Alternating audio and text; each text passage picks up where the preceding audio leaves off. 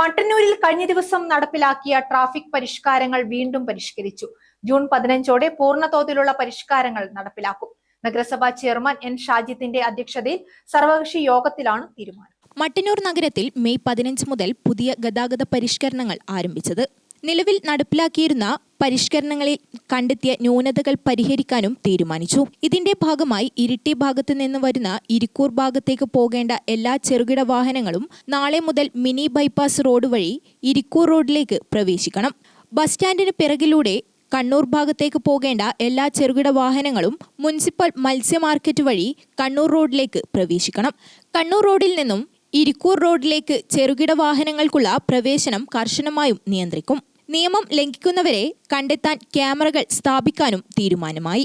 നിലവിലുള്ള സ്വകാര്യ പാർക്കിംഗ് ഗ്രൗണ്ടുകൾ വാഹന ഉടമകൾ ഉപയോഗിക്കണം. Iritty road, Mattannur bus stand പരിസരം എന്നീ സ്ഥലങ്ങളിലെ വ്യാപാരികൾ, ഇരിട്ടി റോഡിലെ ഗുഡ്സ് സർവീസുകാർ, ഗവൺമെന്റ് ആശുപത്രി റോഡിലെ ആംബുലൻസ് സർവീസ് നടത്തുന്നവർ എന്നിവരുടെ പ്രത്യേക യോഗം വിളിച്ചു ചേർക്കാനും യോഗത്തിൽ തീരുമാനിച്ചു. ചരക്ക് കയറ്റിറക്ക് സമയം പുനഃപരിശോധിക്കാനും തീരുമാനമുണ്ട്. മറ്റ് പരിഷ്കരണങ്ങളും നിയന്ത്രണങ്ങളും തുടരും. ജൂൺ 15 പൂർണ്ണതോതിലുള്ള പരിഷ്കരണങ്ങൾ നടപ്പിലാക്കണമെന്നും സർവകക്ഷി യോഗത്തിൽ തീരുമാനിച്ചു. നമ്മുടെ കൂട്ടായ ഇടപെടലിലൂടെ പരീക്ഷണം നമുക്ക് ആരംഭിക്കാൻ സാധിച്ചു. അത് നടപ്പിലാക്കിയതിന് ശേഷം എല്ലാ ദിവസവും മട്ടന്നൂർ പോലീസിൻ്റെ നല്ല സഹകരണം, നമ്മുടെ വിവിധ രാഷ്ട്രീയ പാർട്ടി നേതാക്കൾ, ജനപ്രതിനിധികൾ, ഇവരെല്ലാവരും എല്ലാ ദിവസവും ഇതിൻ്റെ മോണിറ്ററിംഗ് നടത്തി അതാ ദിവസം വൈകുന്നേരങ്ങളിൽ തന്നെ നമ്മൾ ഇത് സംബന്ധിച്ച് ചർച്ച ചെയ്യാറുണ്ടായിരുന്നു. അപ്പോൾ അതിനെ തുടർന്നാണ് ചെറിയ ചെറിയ മാറ്റങ്ങൾ വേണമെന്നുള്ള ചർച്ച വന്നത്. ആ മാറ്റങ്ങൾ അപ്പം തന്നെ വരുത്തി കൊടുക്കുകയാണ് ചെയ്തത്.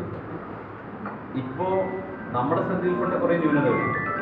ആ ന്യൂനതകൾ മാറ്റാൻ മറ്റെന്തൊക്കെയാണ് പുതിയ കാര്യങ്ങൾ കണ്ടെത്തിയത് അതുകൂടി ചർച്ച ചെയ്യാൻ, അങ്ങനെ ഏറ്റവും നല്ല രീതിയിൽ നമ്മുടെ മട്ടന്നൂർ നഗരത്തിൽ ട്രാഫിക് ക്രമീകരണം വരുത്തുക എന്നുള്ളത് ഒരു പരിഷ്കരണത്തിനുള്ള സാധ്യതയില്ല.